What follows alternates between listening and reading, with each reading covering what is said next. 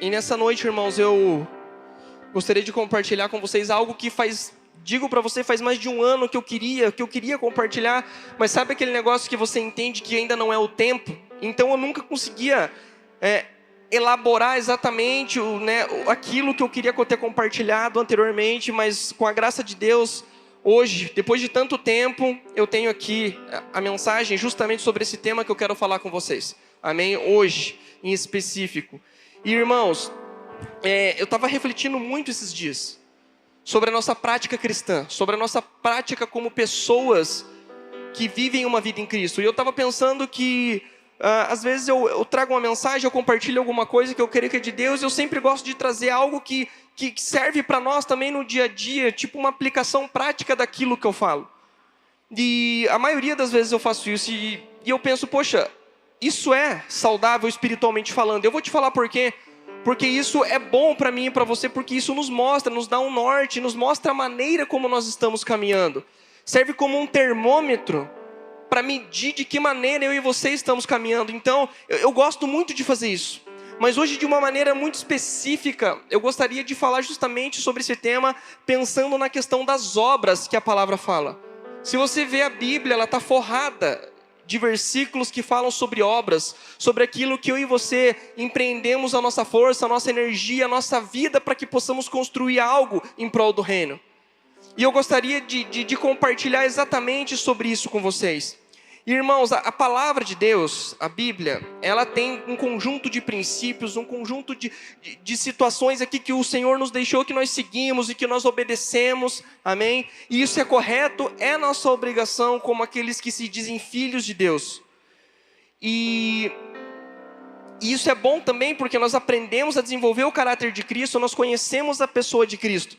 E a palavra, irmãos, ela é tão atual quanto ela era há 2000 anos atrás. Ela é tão atual quanto, mais antigamente ainda, mais antigo do que isso ainda, quando alguns textos foram escritos. A palavra, ela é, como diz em Hebreus 12:4, a palavra é viva e eficaz. Mais afiada que uma espada de 2 gumes, é isso que a Bíblia fala.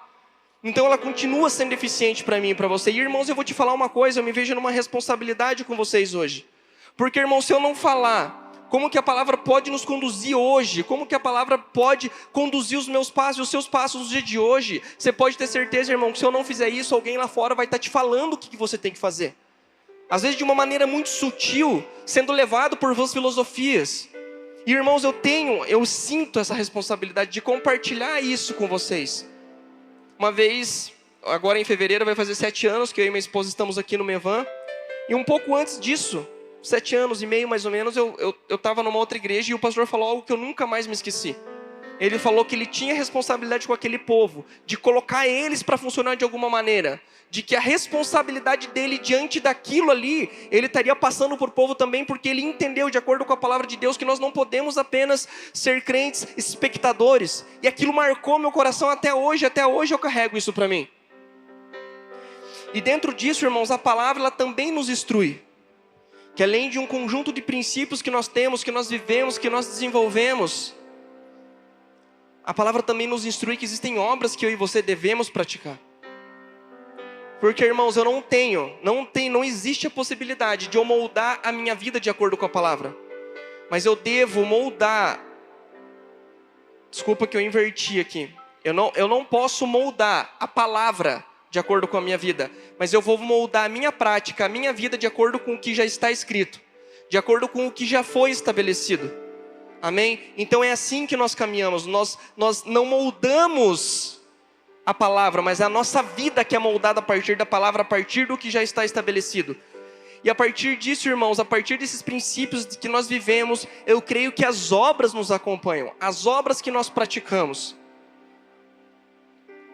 Porque eu creio, irmãos, que a palavra é exatamente isso. E é nesse sentido que eu quero falar com vocês. Eu gostaria que nós abríssemos em João, no Evangelho de João, capítulo 14.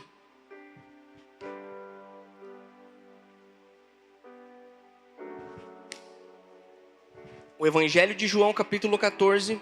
A gente vai ler do versículo 12 até o versículo 15. Amém? Repetindo, João 14, do 12 ao 15. Amém.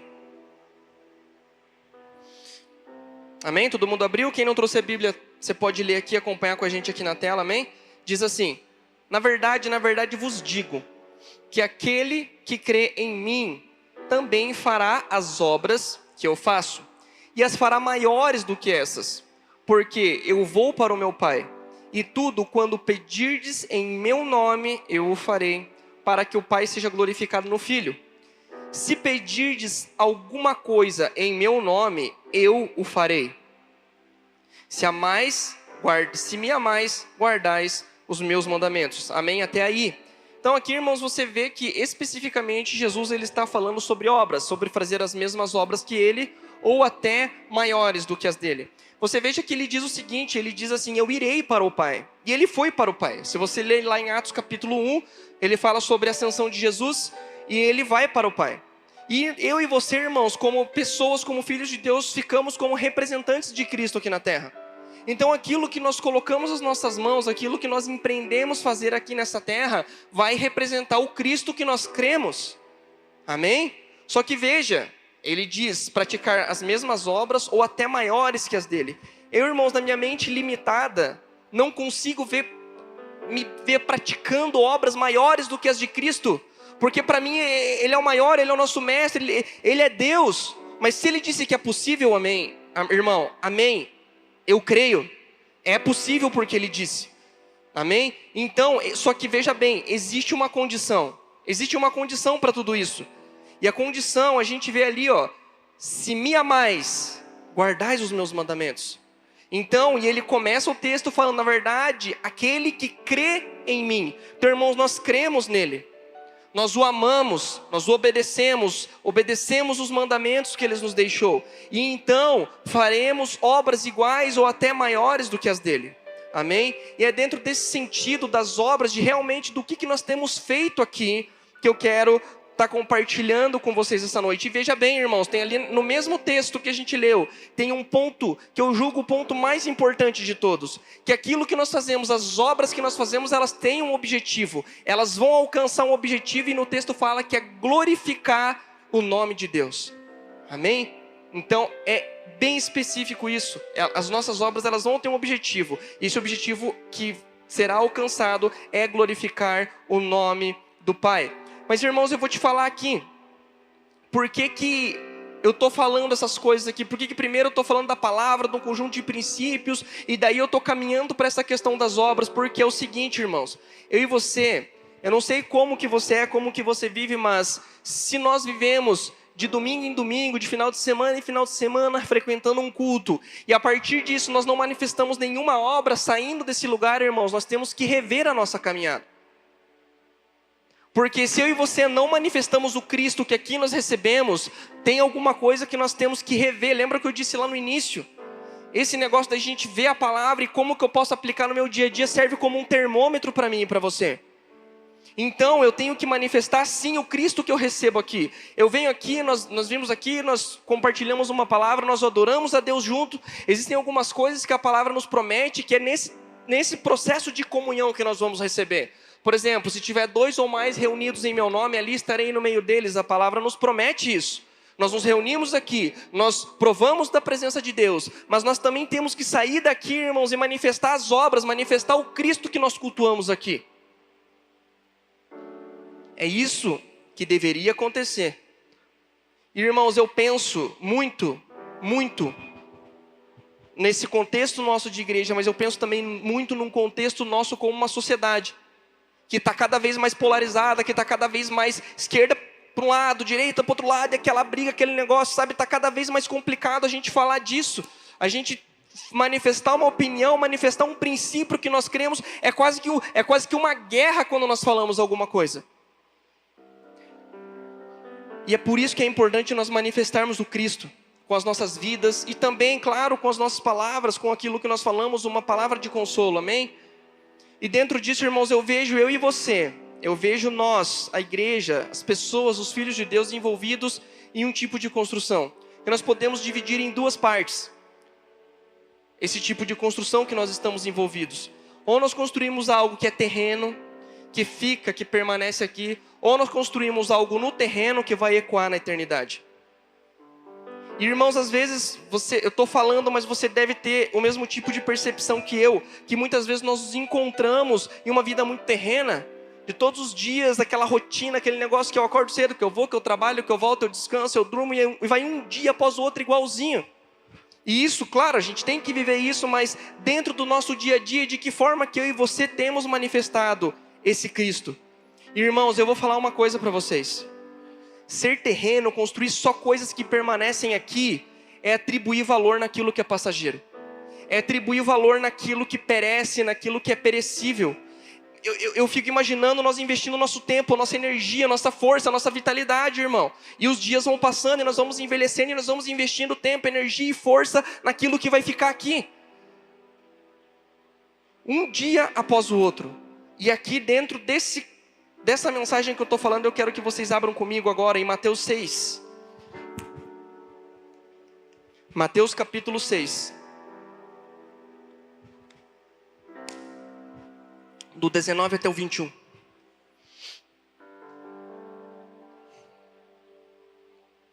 Repetindo, Mateus 6, do 19 até o 21. Diz assim a palavra de Deus: Não ajunteis tesouros na terra, onde a traça e a ferrugem tudo consomem, e onde os ladrões minam e roubam. Mas ajuntai tesouros no céu, onde nem a traça, nem a ferrugem consomem, e onde os ladrões não minam nem roubam, porque onde estiver o vosso tesouro, aí também estará o vosso coração. Irmãos, o que esse verso significa? Significa exatamente isso que eu estou falando para você. Nós podemos colocar nossas mãos para fazer coisas, nós podemos contribuir com coisas que ou vai ser algo terreno, que facilmente é perecível, ou será algo que será um tesouro eterno, algo que vai ecoar na eternidade. E então, nós temos que pensar muito nisso, pensar se aquilo que nós estamos fazendo, aquilo que nós estamos empreendendo o nosso tempo, que é limitado, vocês sabem disso, estamos fazendo algo perecível, ou estamos fazendo algo que permanece, algo que é eterno. E estudando muito sobre esse tema aqui, eu vi um teólogo que disse o seguinte sobre o último versículo desse texto. Ele disse assim, ó, que o coração de uma pessoa pertence àquilo que ela mais estima. Eu vou repetir. O coração de uma pessoa pertence àquilo que ela mais estima. E daí eu pergunto, o que nós estimamos?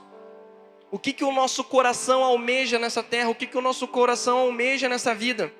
Sabe, irmãos, eu não sei você, mas eu escutava um ditado, e eu acho que até hoje a gente escuta muito esse ditado, né? Minha avó costumava dizer muito isso aqui, que é o seguinte, ela falava assim, dessa vida você não vai levar nada, meu filho.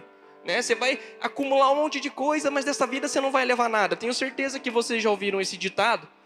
E esse ditado, ele não é totalmente verdadeiro, né? Ele é metade verdadeiro. De fato, se eu e você construímos algo que perece, algo que não alcança a eternidade, isso vai perecer, é perecível, tudo é perecível aqui nessa terra. Porém, existe algo, irmãos, que vai nos acompanhar na eternidade. Existe algo que nós vamos levar dessa vida. E para provar isso para você, eu queria que vocês abrissem comigo 1 Coríntios 3.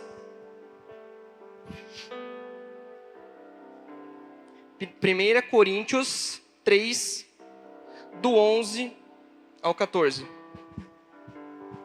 1 Coríntios 3, do 11 ao 14. Enquanto você está abrindo, deixa eu ir concluindo algumas coisas aqui, né? Veja bem, irmão, se a gente pensar em grandes construções, em grandes impérios, em grandes governantes que existiram na Terra, pense no Império Romano. A vastidão de território que eles tiveram. E veja lá os palácios dos imperadores, dos governantes da época. Hoje, se tiver alguma coisa, só tem ruína. E eles viveram um tempo de glória, um tempo de ascensão muito grande. E tudo que eles construíram de fato, pensando em algo terreno, pensando em algo que, né, nesse sentido que nós estamos compartilhando hoje, tudo pereceu, hoje tem ruínas, hoje, sabe, é um resquício do que eles viveram naquela época. Então, irmão, se eu e você não prestarmos atenção naquilo que nós estamos construindo aqui, isso também vai perecer facilmente. Amém? Vamos ler então agora aqui, 1 Coríntios 3, do 11 ao 14, diz assim: porque ninguém pode colocar outro fundamento além do que está posto, o qual é Cristo. Se alguma pessoa edifica sobre esse alicerce utilizando ouro, prata, pedras preciosas, madeira, feno ou palha, sua obra será manifesta, porquanto o dia a trará a luz, pois será revelada pelo fogo, que provará a qualidade da obra de cada um. Se a obra que alguém construiu permanecer, esta receberá a sua recompensa. Amém? Até aí. Desse texto, irmãos, eu quero pegar com vocês aqui duas partes. A primeira, Paulo está falando de dois tipos de materiais aqui que você utiliza numa construção. Os primeiros, eu vou começar pelos últimos que ele falou, tá? Que ele fala ali, ó, de madeira, feno e palha. E ele disse que são facilmente consumidos pelo fogo. E você sabe, né? Usar madeira, feno, palha, você coloca ali um fogo, são combustíveis naturais. Né? Só uma faísca que você provoca num monte de palha ali, você sabe que vai queimar rapidinho. Então, o que Paulo está falando? Ele, claro, Paulo fazendo uma imagem ali, querendo explicar alguma coisa para aquela igreja, e aí ele traz também outros tipos de materiais: ouro, prata e pedras preciosas. E esses materiais aqui que ele cita, ouro, prata, pedras preciosas, são materiais que não se consomem com o fogo. Pelo contrário, irmão, se eles passam pelo fogo, eles são refinados. E trazendo a ideia aqui do que Paulo queria falar para a igreja, o que Paulo está querendo falar aqui? Que existem certos materiais de qualidade, simbolizando o quê? A fidelidade, a missão que Deus deu para mim e para você em edificar a igreja dele. Há uma missão, irmão, para mim e para você, não se engane. Existe para todos nós. Eu não fui chamado para pregar. Não são todos, irmãos, que são chamados para ser pastores, pregadores, músicos. Nós temos várias situações, várias áreas que eu e você podemos atuar como luzeiros nesse mundo. E, irmãos, quando eu falo aqui dessa qualidade de materiais, quando eu escolho a melhor maneira de edificar algo para Deus, eu falo de zelo por aquilo que Deus ama. Eu falo de amor por aquilo que Deus também ama. E é disso que essa palavra fala. Ela fala de eu e você fazermos algo que de fato não é perecível. E nós, irmãos, seremos provados no fogo, como as nossas obras, como o texto diz, né? Serão provadas pelo fogo. E em vez de nossas obras serem consumidas pelo fogo, serão refinadas pelo fogo. Glória a Deus por isso. E pensando em eternidade, que é o que eu estou falando para vocês aqui, irmãos, nunca se falou tanto sobre coisas relacionadas à volta de Jesus. Temos estudado muito escatologia, né? Não só a nossa igreja local, mas tantas outras a gente tem visto que tem estudado escatologia. E seja, irmãos, por um costume, seja por modismo ou não, se nós compreendermos o que é de fato a escatologia, o que é de fato o que está relacionado com o final dos tempos, irmãos, nós teremos uma vida voltada para o dia do Senhor. Nós teremos uma vida voltada em tudo que nós fazemos para o dia que aponta a vinda de Jesus. E para falar sobre isso, olha que interessante, a gente leu aquele texto ali. Volte lá no texto comigo, no versículo 13 que a gente leu. 1 Coríntios 3, 13. Veja lá na sua Bíblia, aí na tradução que você tem. Quando o apóstolo está falando, o dia trará a luz, como que está escrito o dia aí na sua Bíblia? Está com D maiúsculo, sim ou não? Sim, com D maiúsculo. Quando nós temos assim essa referência de um D maiúsculo no dia, a Bíblia está se referindo ao dia da volta de Jesus. Assim como dizem tantos outros textos na Bíblia, o grande e terrível dia do Senhor, ele está falando do retorno do Senhor. É disso que Paulo está falando. Então por que eu disse, irmãos, se nós compreendemos uma vida escatológica, tudo que nós fazemos vai estar apontando lá para o retorno de Jesus, porque vai ser nesse tempo, quando Ele voltar, quando Ele retornar, que as nossas obras serão provadas pelo fogo. Então é muito importante a gente ter ideia do que é de fato essa vida escatológica.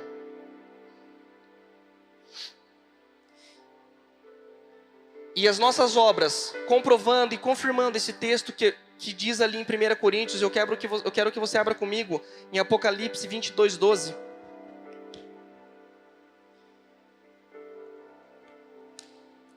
Amém? Apocalipse 22, 12.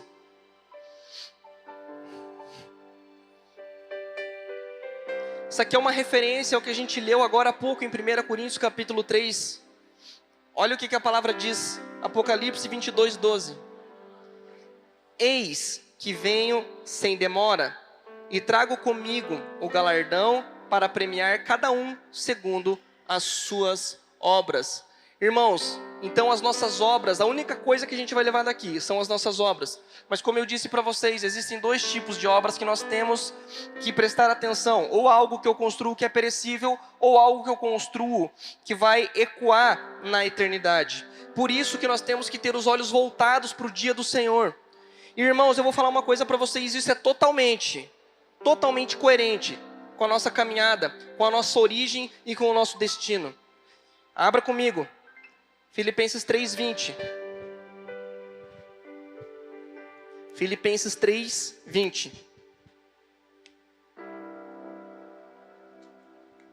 Esse texto nos fala por que essa caminhada de olhar para a eternidade, de olhar para o dia do Senhor, é totalmente coerente com aquilo, com a nossa caminhada, com a nossa natureza e com a nossa origem.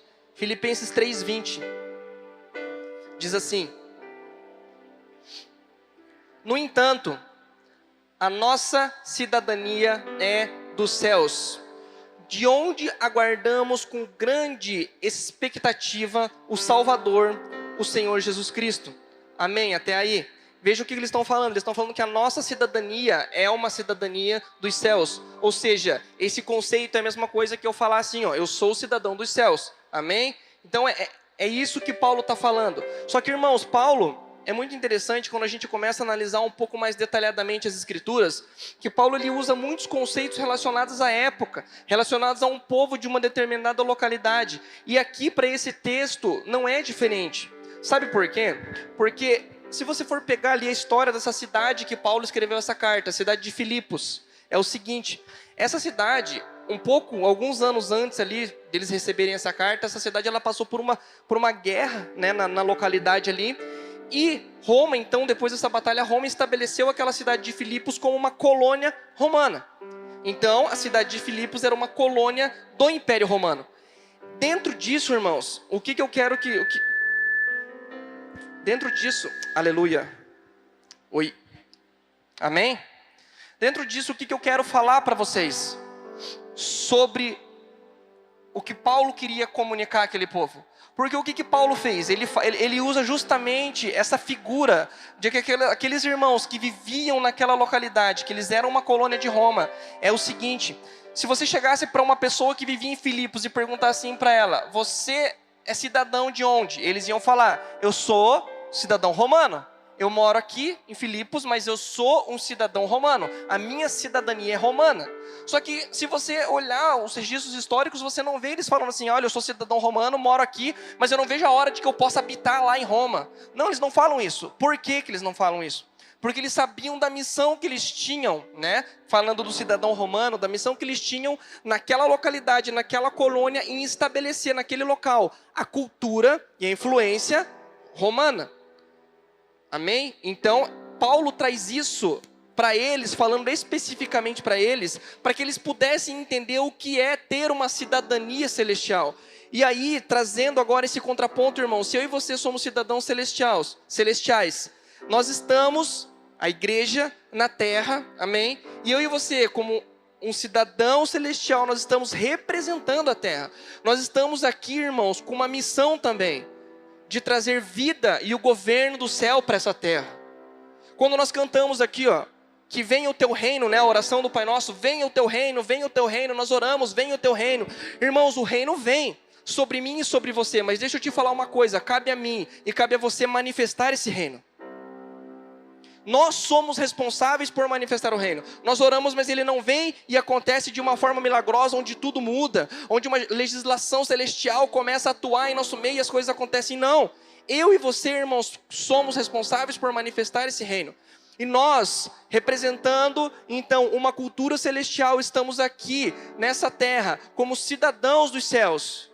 Se perguntarem para mim e para você, eu sou cidadão celestial, o cara vai falar, mas tá doido, irmão? Né? Porque se a gente falar isso, para quem não compreende, mas essa é a nossa realidade, irmão. Essa é a nossa realidade. Sabe por quê? Eu vou te falar uma coisa.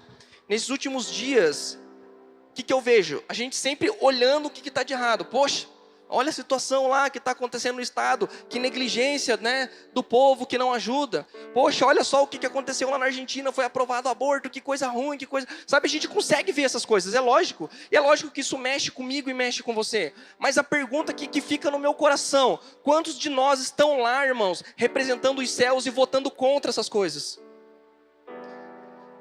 Quantos de nós estão lá a fim de mudar essa realidade? Sabe, irmãos, historicamente falando no Brasil, a igreja ela foi por muito tempo ensinada que o cara para você fazer alguma coisa para Deus tem que ser pastor. Não está certo isso. Existe uma vocação para cada um. Existe uma vocação e essas áreas precisam ser remidas. Dentro das instituições governamentais precisa ser remido? Sim, precisa de luz lá também. Dentro da medicina, dentro de organizações judiciárias, dentro da educação, instituições de ensino, na mídia, em tudo, irmãos, precisa de representantes dos céus lá. E aí, em vez da gente ficar olhando o que está de errado, poxa, o que está acontecendo lá? Mas aonde eu estou inserido, eu estou sendo luz ali, eu estou colocando as minhas mãos, praticando as boas obras para que eu possa remir todas as coisas. Sabe, irmãos, quando Jesus voltar, não vai destruir tudo, a terra, quebrar tudo e fazer tudo do zero. Nós governaremos com eles. E se as nossas obras que nós construímos são eternas, as obras permanecem, e a partir dessas obras Jesus vai começar a remir todas as coisas, irmãos. É por isso que eu digo que é importante a gente ter um conceito e um conhecimento escatológico a partir disso. Porque aquilo que eu e você fazemos vai ecoar na eternidade. Aquilo que eu e você fazemos a partir do dia do Senhor, quando Ele retornar, são essas obras que vão permanecer. Então, irmãos, em vez da gente ficar olhando o que está de errado, não é momento, irmão, da gente ver o que está errado, mas é momento da gente apresentar soluções para as coisas, para os problemas que nós temos. Sabe, eu estava, ano passado, 2020, ano passado, eu estava lendo um livro. Vocês conhecem o livro do C.S. Lewis, Cristianismo Puro e Simples, né? Que de simples não tem nada, que o livro é louco de complexo.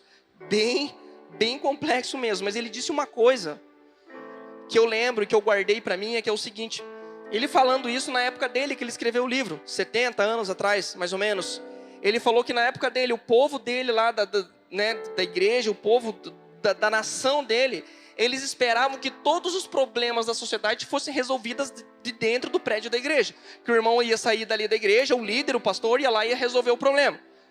Só que na verdade, daí ele contrapõe isso e ele fala que se nós não entendemos que a partir da igreja, eu e você, inserido em cada ponto da sociedade, não vai ter mudança, irmão. Porque como eu falei lá no início, nós recebemos algo de Cristo aqui. E nós saímos, eu e você, em cada ponto para manifestar esse Cristo que nós recebemos aqui. Por isso, irmãos, para mim, eu já falei isso uma vez aqui, eu vou repetir, para mim é muito difícil de aceitar, lá no meu trabalho, de eu fazer alguma coisa que seja só para mim, só para receber o meu salário, para ter o meu conforto e fechou. Isso é importante? Claro que é importante. Nós precisamos disso. Mas nós já estamos ali, irmãos. Se nós já estamos nesse local, e se nós, como nós dissemos lá no começo, se nós amamos o Senhor, se nós cremos neles, obedecemos os mandamentos dele, tudo que nós vamos fazer vai ser automático, vai ser orgânico. Porque nós já carregamos algo. Então eu não consigo aceitar, não, eu sou empreendedor tal, eu empreendo para o reino, mas não vai nada, cara, para servir o reino. É só para mim mesmo. Eu não consigo imaginar alguma coisa que serve só o meu ventre, irmão. Eu me nego, eu não aceito isso. Porque se nós somos cidadãos dos céus, irmãos, tudo que nós colocamos as mãos vai representar os céus. Amém? Isso eu falo, estou falando de um contexto, mas tem vários contextos. Eu não conheço a tua história, eu não conheço a tua profissão, mas por que a minha profissão não serve? Por que a minha profissão também não serve o reino, também não alcança pessoas? O que eu e você podemos fazer, irmãos? A partir daqui, a partir desse tempo de comunhão, a partir do que nós recebemos e manifestar lá fora. Isso, irmãos, é o que eu digo e que eu chamo aqui de ser luz. Deixa eu pegar no texto aqui para a gente abrir. Deixa eu te falar uma coisa. Às vezes eu escuto o seguinte: não, você que é pastor, você tem que vir aqui, você tem que orar e tem que fazer. Não é, irmão. Eu vou te falar uma coisa, você recebeu também essa legitimidade a partir de Cristo, porque Ele nos constituiu reis e sacerdotes, amém? Então nós temos a autoridade, nós temos a legitimidade de Cristo, para que nós possamos ser luz em todo contexto que nós nos encontramos. Então não é assim, eu preciso ser. Não, você não precisa ser, você já é, irmão. Você é exatamente o que você precisa ser. O que eu e você precisamos fazer a partir do que nós já somos é manifestar o reino que vem sobre nós. E a partir disso eu creio, irmãos, a partir das coisas que eu estou falando, dos textos que eu estou lendo aqui, que a gente está lendo junto, eu creio que isso, quando nós colocamos as nossas mãos, essas coisas são obras eternas. Quando nós edificamos pessoas, irmãos, na realidade só precisa de um posicionamento meu e seu. Isso é uma realidade. Essa é a realidade do reino. Sabe, irmãos, eu creio, e eu sei que você crê nisso também, que aquilo que nós vivemos não é um conjunto de apenas de princípios, porque os nossos princípios existem, nós praticamos ele, mas não é também um conjunto de crenças que nós seguimos. Irmãos, eu falo isso para minha esposa em casa, se o que eu digo, o que eu vivo, se o que eu prego, se não for uma realidade para mim, eu não posso, cara, falar que eu vivo isso, eu me nego a viver isso. Eu não posso vir aqui na igreja, falar que eu sou cristão, falar para outras pessoas, eu posto na rede social, coisa linda, mas se isso não é uma realidade, irmãos, Deus, ele não é uma abstração, Deus, ele é real, irmão. E esse Deus que ele é real, ele vai voltar. E essa é uma realidade. E eu vou falar uma coisa para vocês, eu até destaquei aqui, bem colorido aqui, para não esquecer de falar isso. Que essa realidade terrena que nós nos encontramos, ela tem que ser influenciada pela realidade dos céus. Porque nós nos encontramos num plano terreno, nós nos encontramos em um mundo físico. Só que nós não enxergamos muitas vezes o mundo espiritual, talvez como nós não gostaríamos de enxergar, mas esse mundo espiritual, ele existe, ele é real, e ele deve sim, irmãos, influenciar a minha e a sua caminhada. Sim, os céus, a legislação celestial deve influenciar a maneira como eu e você caminhamos. Por isso, eu vou falar um negócio para vocês. Estou falando de obras, mas irmãos, não se engane, eu vou falar uma coisa importante aqui. Eu não estou falando aqui para a gente pegar agora, fazer, sair daqui, movimentar e fazer. Não, porque a gente não pode fazer simplesmente coisas por fazer. Porque nós temos que amar o Pai, nós temos que crer no Pai. E outra coisa, que eu falei lá no começo, que eu julgo a coisa mais importante que a gente lê hoje, glorificar o nome do Pai. Então, irmão, se for fazer por fazer, é melhor continuar fazendo para si mesmo. Porque se for para a gente entregar uma oferta aleijada para Deus, algo aleijado para Deus, é melhor que não se faça. Se for fazer por autopromoção, para que eu seja conhecido, não faça. Se for fazer por vaidade, não faça. Mas se for para fazer para glorificar o Pai, faça o melhor que você pode. E isso, irmãos, eu creio, com todas as minhas forças, com tudo aquilo que eu sou, com tudo que eu posso, irmãos. Isso é construir uma obra eterna. Aí você deve estar pensando assim, tá bom, beleza, eu estou entendendo, mas o que é uma obra eterna? Como que eu posso entender quais são as obras? Como que eu posso entender a forma como eu caminho? Primeiro, eu falei para vocês que nós podemos fazer isso de uma forma orgânica a partir do momento que nós nos relacionamos com o Pai. Isso vai acontecer naturalmente, você é filho. Mas irmãos, deixa eu te falar uma coisa. Lembra naquele texto, pega o detalhe do texto que Jesus fala assim, ó, fareis obras iguais às minhas. Quais foram as obras de Jesus? Quais foram as obras de Jesus? Você conhece a história, você conhece a Bíblia, você conhece tudo que fala sobre Jesus. E Jesus, ele veio, irmãos, num mundo corrompido, ele veio num mundo em trevas, ele veio num mundo que, como ele próprio diz, que jaz no maligno, e ele serviu pessoas. Ele foi até aquele irmão que ninguém chegava, que estava à margem da sociedade, aquele irmão que estava lá, era rejeitado, era excluído, ele chegava lá e amava o irmão. Ele chegava lá naquele irmão que era rico, que tinha tudo que esse outro irmão não tinha, ele chegava e amava ele. Ele chegava nos líderes religiosos, ele exortava ele ensinava, ele pregava, ele se entregava. Cada minuto do que Jesus fez, eu vejo ele construindo algo eterno, irmão. Cada minuto do que ele fez, cada coisa que ele fez, ele serviu pessoas. E quando eu penso em servir pessoas, eu penso na gente fazendo algo que vai sim, irmãos, ecoar na eternidade. Porque Jesus, no final do ministério dele, que ele estava andando em nosso meio, como homem, como eu e você, ele se entregou literalmente por mim e por você, irmão. E se isso, irmãos, não é algo que foi construído para a eternidade, então eu não sei o que pode ser. Em 1 João 3,16 diz assim, ó, Jesus, ele deu a vida por nós, então agora nós temos que dar as nossas vidas pelos nossos irmãos. É isso que fala. É porque a gente conhece João, né? O Evangelho de João 3,16. Ah, porque ele veio ao mundo, tal, para todo aquele que nele queira não pereça, mas tenha vida eterna. Você conhece o texto? Mas indo lá para a epístola, 1 João 3,16, fazendo um contraponto disso, porque isso tem dois significados, e esses significados caminham junto. Ele deu a vida por todos, então nós damos a vida para os nossos irmãos. É isso, irmão. É isso. E Jesus, ele não fez exceção. Ele cuidou, ele serviu, ele curou, ele se entregou. Você vai ver o apóstolo Paulo. Cara, o apóstolo Paulo, ele fala coisas ali que você fala, cara, se eu passasse por isso, eu não sei se eu aguentaria. Ele fala, eu passei noite de frio, noite de nudez, eu passei por naufrágio, fui espancado, fui dado como morto, fui apedrejado. Ele fala um monte de coisa. Um monte de coisa, Paulo fala. Mas e por que eu estou falando isso? Eu estou falando isso por quê? Porque Paulo fez isso por pessoas. Irmãos, quando eu e você construímos algo em alguém, construímos algo em pessoas, nós estamos construindo coisas que vão ecoar na eternidade. São essas obras, irmãos, que Deus vai chegar para mim e para você e Ele vai refinar com fogo. Quando nós fazemos isso com zelo, irmão, você pode ter certeza que isso não vai ser consumido pelo fogo, mas vai permanecer. E é nisso que eu creio, irmão. E é para isso que nós vivemos. Só deixa eu te falar uma coisa. Se nós fazermos só por fazer, como eu falei agora há pouco ali, tem um risco isso. De eu e você chegarmos lá diante do Senhor. Mas eu curei, eu preguei, eu fiz isso, eu fiz aquilo. Aparta de mim que eu não te conheço. É por isso a importância de amar o Senhor. É por isso a importância de entregar de fato o coração ao Senhor. É por isso a importância de você entender e de eu entender também que nós vivemos uma realidade aqui, que é uma realidade dos céus. Tem muita gente que fala que a terra é um espelho do que é dos céus. Mas isso só vai acontecer, irmão, se eu e você atuarmos nisso. Como que as outras pessoas vão ver o que tem lá nos céus a partir do que eu e você manifestamos aqui na terra?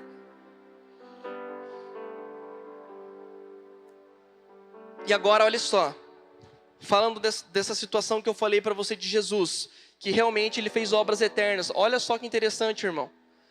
Se você for pegar os evangelhos, os 4 evangelhos que a gente tem, Mateus, Lucas, João, Marcos, eles foram escritos, narram as obras de Jesus, o que Jesus fez em nosso meio, e foram escritos mais ou menos 2000 anos atrás. E hoje eu falo disso com vocês. Nós celebramos a ceia representando tudo isso, irmãos. Me parece que foi ontem que isso aconteceu. É tão vivo, irmãos, isso em mim e isso em você, que parece que foi ontem que aconteceu. E Cristo, eu vou te falar uma coisa, Ele está muito vivo em mim e em você. Por quê? Porque tudo que Ele fez, tudo que Ele empreendeu as forças dEle, Ele construiu algo para a eternidade, irmão. Irmãos, eu não estou falando aqui que nós não podemos construir coisas para nós, que nós não podemos acumular, ter bens materiais, não estou falando nada disso. Não é isso. Isso é bom, amém. Eu trabalho para isso, amém. O problema é quando isso não alcança mais ninguém, irmão. O problema é quando isso alcança só a mim. O problema é quando às vezes eu estudo, leio, tenho muito conhecimento, mas eu retenho tudo aquilo, não alcança ninguém. São tantas coisas que eu poderia falar aqui para vocês. De a gente acumula conhecimento, acumula dinheiro, acumula bens materiais, né? Acumula tantas coisas, mas isso alcança só a mim e não alcança outras pessoas. Isso, Paulo fala que é servir o próprio ventre. E nós temos, irmãos, que prestar atenção e sempre estar com a visão ajustada. Porque se nós estamos vendo distorcido, irmãos, nós esquecemos. Eu nunca me esqueço do irmão lá, o pastor Fernando de Itajaí. Ele veio pregar em Curitiba uma vez. E ele falou assim, parece que a gente esqueceu que Jesus está vindo. A gente estava com a mala pronta, esperando ele, mas nós desfizemos as malas. A gente desfez as malas, cara, como se ele não fosse mais voltar. Não, irmão. Como diz o pastor Luciano Subirá, hoje ele está mais perto do que ontem, amém? E amanhã ele vai estar mais perto. Então a gente tem que crer todos os dias que ele está voltando, cara. E viver de acordo com isso. E viver olhando para isso. E viver olhando para esse dia. E outra coisa que eu queria falar para vocês aqui. Quando a gente fala muito de obras, é uma linha tênue, né? Porque a gente pensa em salvação. E eu não estou falando de salvação, irmão. Não estou falando das nossas obras que serão provadas. Sabe por quê? Eu não li o último versículo, mas eu vou voltar aqui para a gente ler junto. Eu nem coloquei aqui no esboço aqui, mas eu vou voltar lá e a gente vai ler junto o último versículo para você ver como isso não envolve a salvação. Vai lá em 1 Coríntios 3. Versículo 15. Eu vou abrir aqui no celular mesmo, rapidinho. 1 Coríntios 3, 15.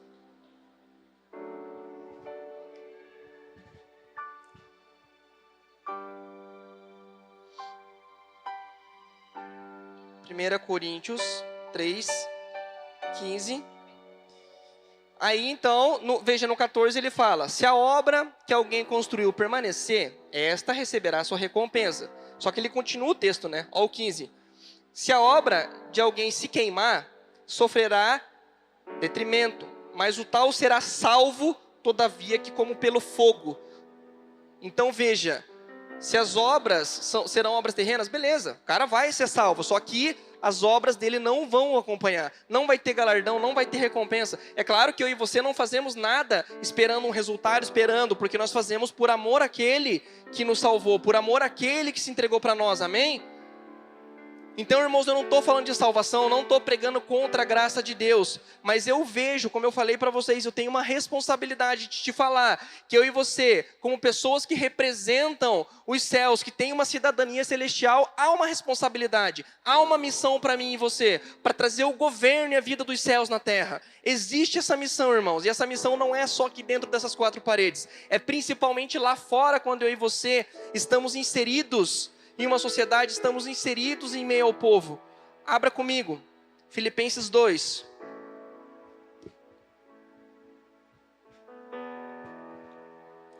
Eu estou caminhando para o final aqui, mas eu quero concluir o raciocínio para não ficar aberto. Vá lá comigo, Filipenses 2, do 12 ao 15.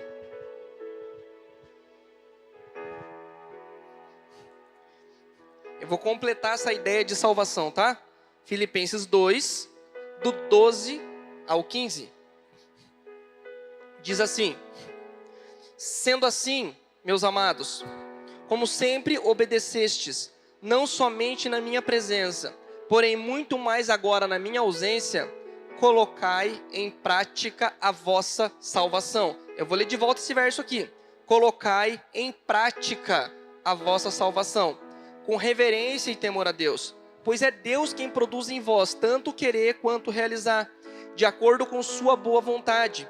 Fazei tudo sem murmurações nem contendas, para que vos torneis puros e irrepreensíveis, filhos de Deus, inculpáveis, vivendo em um mundo corrompido e perverso, no qual resplandeceis como grandes astros no mundo. Alguém aí deve ter na sua versão como grandes luzeiros no mundo. É uma tradução que eu gosto bastante quando ele fala grandes luzeiros também, tá? Mas o que esse texto aqui, eu vou trabalhar ali em partes com vocês para a gente poder encerrar e poder participar da ceia. Primeira coisa que eu repeti, que eu dei ênfase: colocai em prática a vossa salvação. Irmãos, eu vou perguntar uma coisa, não responda para mim, só responda aí na sua cabeça, tá? No seu pensamento, em silêncio. Você está salvo? Fala assim: eu estou salvo.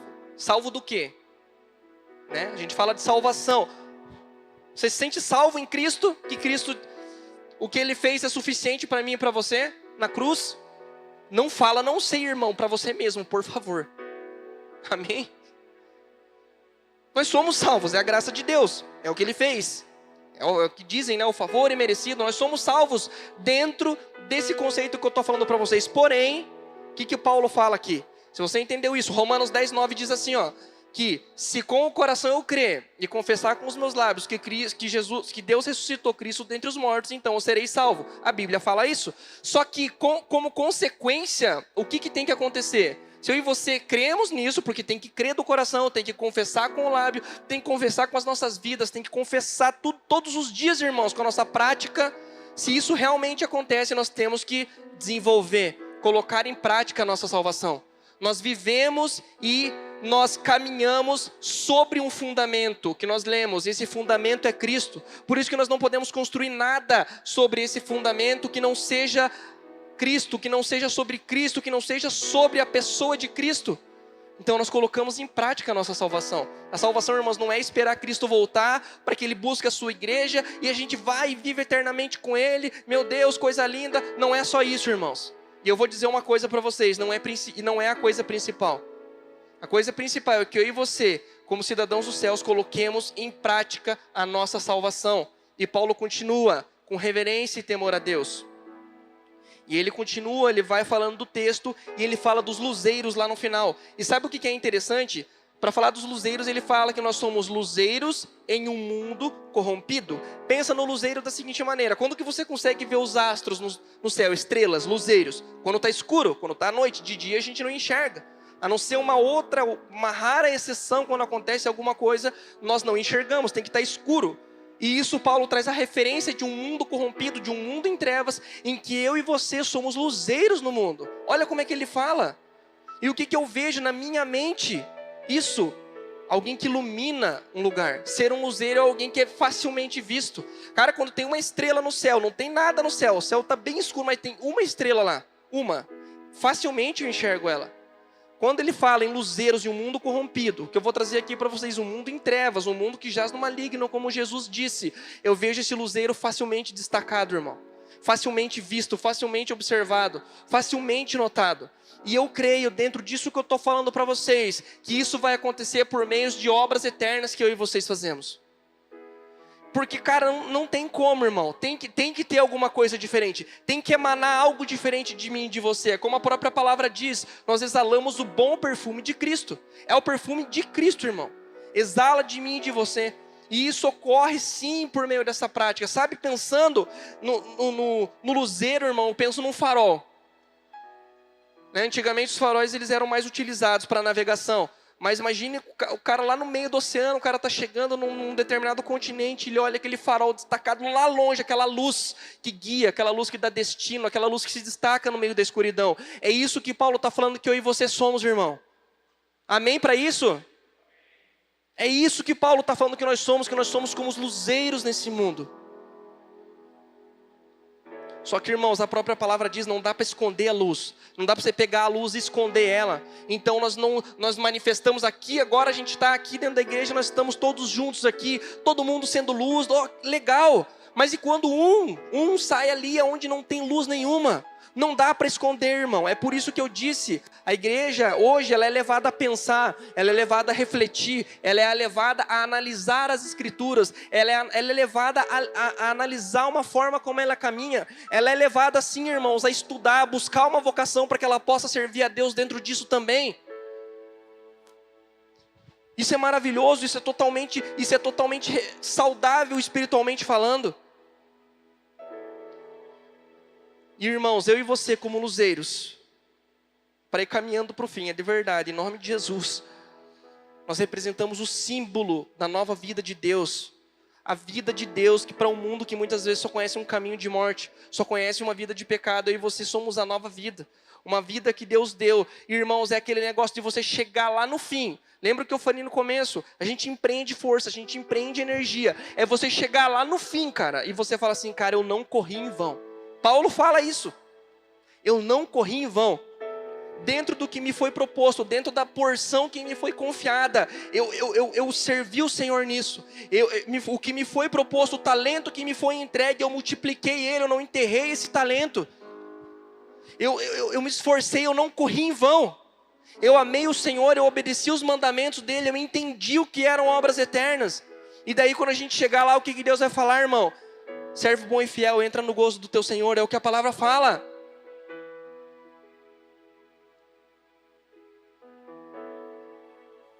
E, irmãos, a nossa missão, de fato, concluindo a ideia, é de servir pessoas, irmãos, porque foi por isso que Cristo morreu, irmão, pode ter certeza disso. Ele se entregou, e nós vamos falar disso na ceia. Foi para que eu e você tivéssemos vida. Foi para que pessoas ali fora tivessem vida, irmão. Irmão, eu posso falar de mim mesmo. Que há mais de 10 anos atrás eu não sentia vida fluindo em mim, irmão. E Jesus, ele me resgatou, ele me trouxe, ele me mostrou essa vida. E uma pessoa teve que a primeira vez me pegar e falar, vem aqui, irmão, vou te levar num lugar ali, eu vou te falar uma coisa aqui, ó. E a partir disso, irmãos, eu nunca mais fui o mesmo. Falar, tua vida mudou totalmente pensando que o Senhor gerou vida em mim. E eu quero, isso falando de mim mesmo, e eu deixa para o Espírito ministrar o teu coração, para o Espírito Santo ministrar a tua vida. Eu não quero, irmãos, depois do que Cristo fez em mim, de onde Ele me tirou, de onde Ele me resgatou, eu não posso, irmãos, ter uma vida que não seja uma vida de gratidão em prol do que Ele fez por mim. E eu quero gastar o meu tempo, eu quero gastar a minha vida, irmãos, para que outras pessoas conheçam Ele. Para que outras pessoas vejam Ele. Para que de fato aquilo que eu construo, irmão, para que de fato aquilo que eu coloque as minhas mãos alcance outras pessoas também. Não como intuito de autopromoção, não como intuito de fazer algo por vaidade, não. Mas com o intuito de fazer algo porque nós amamos o Senhor, irmão.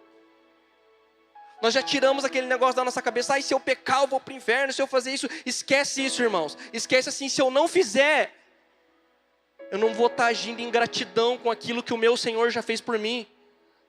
A gente tem que mudar o nosso pensamento. A gente tem medo, né? Não, eu tenho medo, se eu não fizer. Não é por medo, irmão, é por amor. É por gratidão. E vendo o que Paulo fala nesse texto, olha que interessante. Aquele texto que a gente leu por último, ele fala assim, ó: fazei tudo sem murmurações nem contendas. Quando eu estava lendo esse texto, né, a gente lê a Bíblia, a gente lê as letras ali, mas a gente não sabe como que o cara estava na hora, o emocional do cara, o cara pensando no apóstolo falando isso, né, de boca para alguém ali, a entonação de voz dele, a gente não pensa, mas quando eu estava lendo esse texto, para mim, irmão, eu escutava o apóstolo gritando: pelo amor de Deus, façam tudo o que vocês fizerem. Ele fala algumas coisas, irmãos, fala tudo sem murmurar. É quase que ele pensando: cara, vocês não viram aquele povo no deserto? Vocês não viram? Eles foram tirados do Egito, eles foram tirados de uma vida de escravidão, eles foram tirados de uma vida de opressão, foram para o deserto, estavam caminhando para a terra prometida. Não entrou aquela geração de tanto que eles murmuraram, de tanto que eles reclamaram. Que Paulo tá, ele quase diz assim: cara, a gente tem a chance de fazer diferente. Está na minha mão, está na sua mão fazer a diferença. Eu fui retirado do Egito, irmãos. Eu fui retirado de uma vida de pecado que me escravizava, que me oprimia, que me deixava preso. Eu não posso reclamar, você não pode reclamar. Nós temos que fazer tudo com alegria, nós temos que fazer tudo para a honra e para a glória do nome do Senhor, irmão. Reclama do trabalho, reclama do pastor, reclama do marido, reclama da esposa, reclama do irmão, reclama do amigo. Chega, irmão. Paulo fala: tudo sem murmuração. Para que tudo, de fato tudo que nós coloquemos as nossas mãos frutifique. Para que tudo que nós coloquemos as nossas mãos dê frutos para a honra e para a glória do Senhor. E para finalizar, como diz em Romanos 6,4, se nós somos salvos, nós colocamos em prática a nossa salvação, andemos então em novidade de vida. É o que fala em Romanos 6,4. Andar em novidade de vida. Essa é a nossa missão, irmãos. Representar os céus, trazer a legislação do céu para a terra. Em vez da gente olhar o problema lá, onde eu estou inserido, eu trago a solução para aquilo. Eu sou luz para aquilo. Eu tenho uma legislação que me guia, que me conduz. Por isso que eu falei no começo, eu não consigo imaginar uma mensagem, uma palavra que não seja aplicável no dia a dia para mim, para você. Eu não consigo imaginar, cara. Porque se eu não fizer isso, alguém lá fora vai estar tentando fazer comigo e com você. Com as vãs filosofias, tentando nos enredar, tentando nos amarrar com Não posso, irmão. Nós somos chamados e temos a missão de representar os céus aqui na terra. Amém?